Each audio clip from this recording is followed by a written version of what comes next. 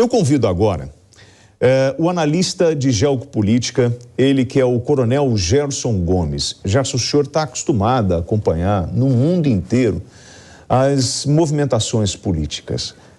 Como nós saímos deste momento que nós estamos vivendo? Falta no Brasil a figura do negociador, daquele que faz o entendimento e traz à luz a razão?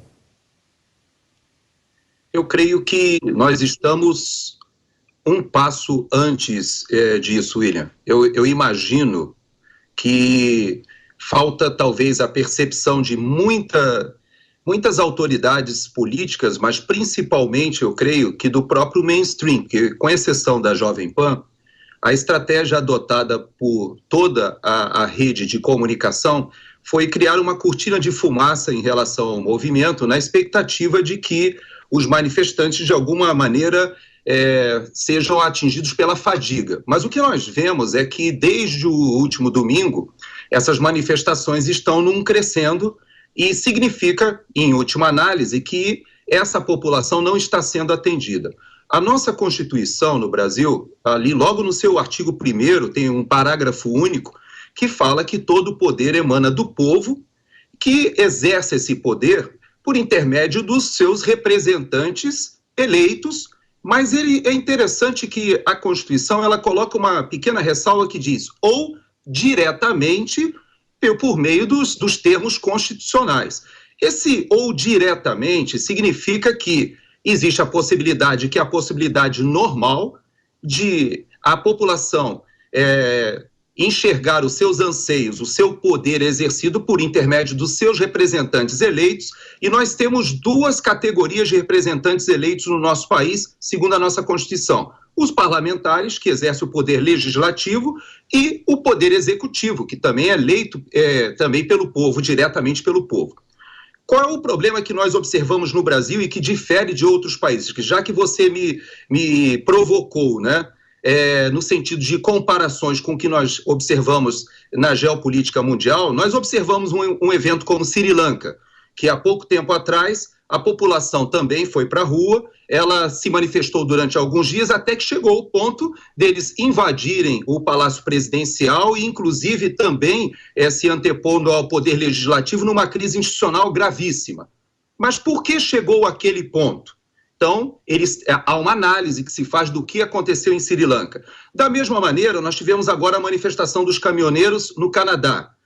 O que fez o primeiro-ministro Trudeau? Ele escalou a crise a partir do momento em que ele foi cada vez mais agindo com autoritarismo. Primeiro ele mandou anotar as placas, como o ministro Alexandre de Moraes está fazendo, e solicitando que essas placas sejam passadas a ele diretamente para que ele impute uma multa astronômica de R$100 mil e por aí vai, diretamente ao detentor da placa. Foi feito exatamente isso no Canadá, avançou-se para neutralizar esses caminhoneiros por intermédio do cancelamento dos seus seguros. Nós aqui, eu falo dos Estados Unidos, aqui nos Estados Unidos e no Canadá, ninguém consegue transitar sem o seguro do seu veículo. Eles cancelaram os seguros e depois identificaram as contas correntes dos donos, dos proprietários dos caminhões, bloquearam as contas correntes e foram além, bloquearam inclusive transferências de criptomoedas. Ou seja, foi uma escalada de autoritarismo que só fez o movimento cada vez crescer. É o mesmo que está acontecendo no Brasil. Há uma escalada de autoritarismo que não vem de agora, ela vem de todo o processo eleitoral que, na minha avaliação, foi pessimamente conduzido pelo Tribunal Superior Eleitoral, mas até essa frase que eu estou falando, no Brasil, dentro desse estado de exceção, poderia ensejar que eu fosse, por exemplo, acionado judicialmente por expressar a minha opinião. Nós observamos hoje, por exemplo, que um vice-presidente de uma chapa, que é uma pessoa erudita, altamente considerada, teve as suas redes sociais bloqueadas, e eu li os twitters que foram publicados. É inacreditável, de um bom senso, colocando as questões relacionadas às denúncias que foram feitas da Argentina, o que já é lamentável, ter que... essas denúncias que foram feitas da Argentina, William, eu já tinha recebido, já tinha lido esse material, mas elas não podiam ser publicadas no Brasil porque o senhor Alexandre de Moraes entendeu que todo e qualquer questionamento ao processo eleitoral e mesmo ao resultado deveria ser tratado como criminoso, e ele falou isso em pronunciamento. Então, o brasileiro é obrigado a ir por um outro país, que inclusive está numa situação política e econômica muito pior do que a nossa, para poder publicar uma denúncia muito bem fundamentada e que deve ser analisada. Então, o que eu entendo é que essa escalada ela não vai diminuir ou não vai retroceder, não vai arrefecer, se não houver uma expressão, uma iniciativa dos representantes dessas pessoas que estão na rua. Por que elas resolveram atuar diretamente? Por que elas estão clamando nas portas das unidades militares? Porque elas não observam que os seus representantes legais fazem o contraponto a essas arbitrariedades e inconstitucionalidades que estão sendo cometidas pelo Tribunal Superior Eleitoral, com o respaldo do Supremo Tribunal Federal, diga-se de passagem. Então não é uma crise institucional banal, não é uma questão só de quem ganhou e quem perdeu.